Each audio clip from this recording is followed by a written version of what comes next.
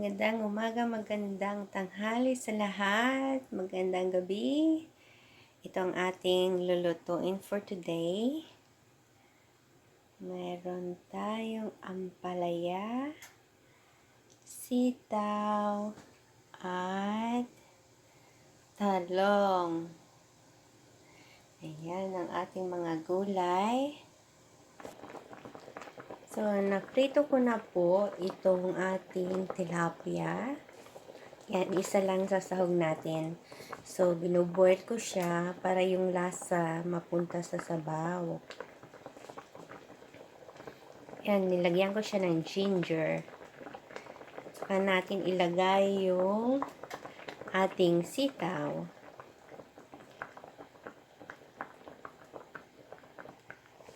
Nilagyan ko na siya ng bagoong. Yan. Lagyan na natin ng ating sitaw. Mauuna ang sitaw, guys.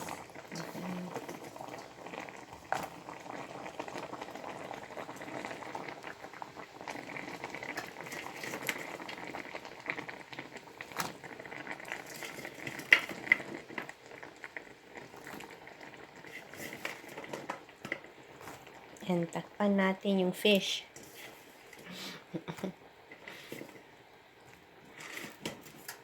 Mamaya palitawin natin yung fish. Takpan muna natin.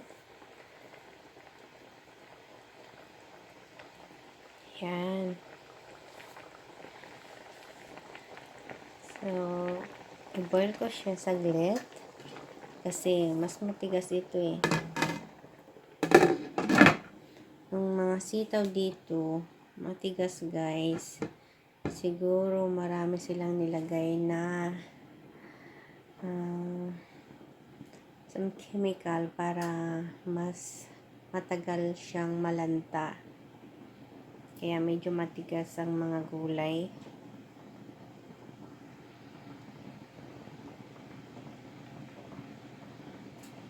Ayan. Gulay-gulay tayo guys para healthy.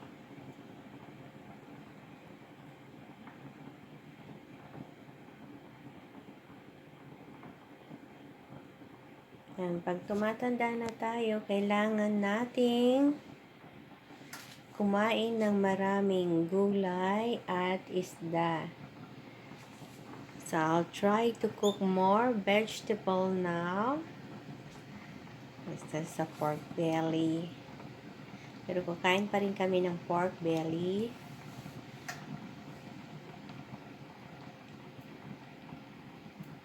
At less natin kumain sa labas kasi very oily at saka napakaalat ng nabibili doon sa may mga food stall doon sa mall. Yan. Masyadong maalat.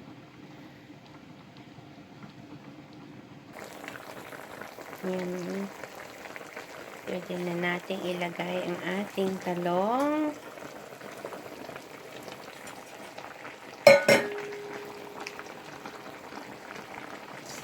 At saka ampalaya.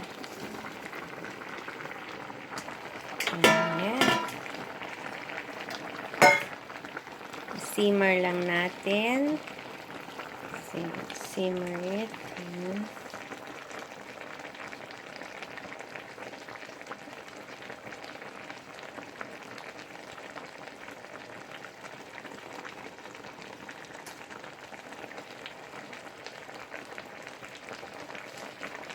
Ang sarap na naman ng ating gulay.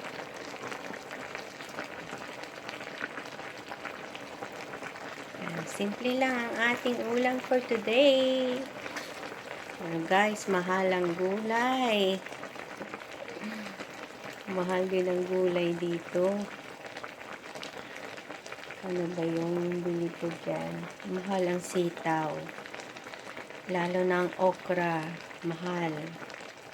Yan, wala tayong nabiling okra. Wala akong nakitang okra. So, Ito lang ang nakita ko, sitaw. Yan, palaging nauubos. Yan.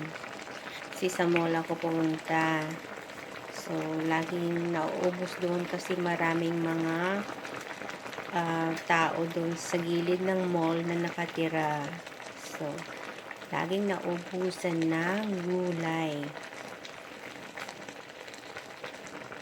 Kapag maaga ka, makakakita ka ng gulay.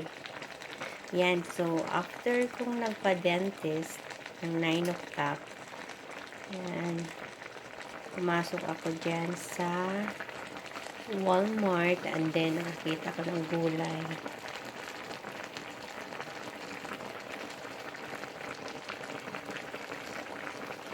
Ayan. Malapit nang maluto ang ating gulay.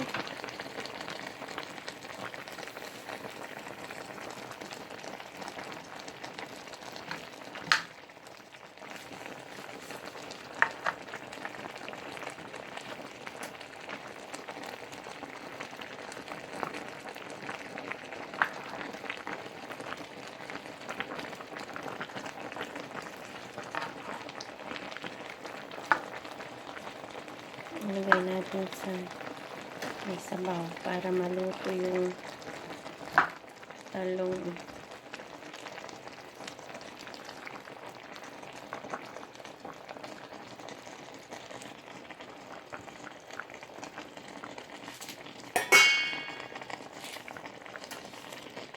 Ayan, takpan ko muna guys.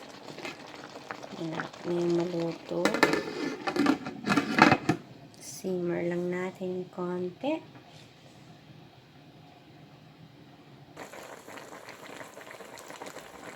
Ayan na ating gulay.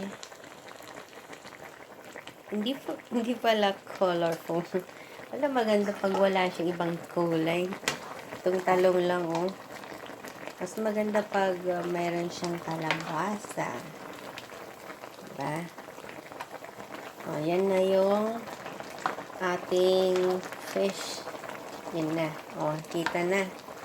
Lagay natin sa gilid para hindi siya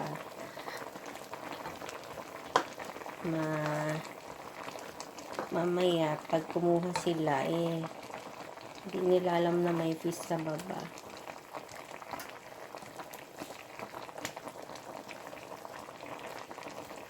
Para yung mga tinik niya, hindi magkalat kung saan-saan.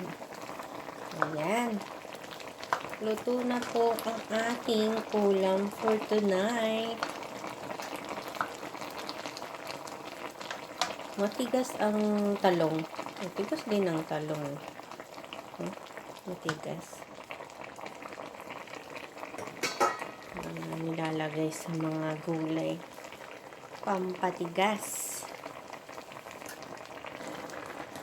Ayan, may ilaw na tayo. Ayan, lutong-luto ng ating gulay. Ayan, pinatay ko na ang ating gulay, guys. Ang ulam natin, luto na. So, enough ko na yung ating apoy. Ayan. Time to clean up after we cook. Ayan. Naghugas tayo ng mga pinaglagyan ng mga lulutuin. Ayan. Kain na tayo, guys. Thank you for watching. Kain na. Bye.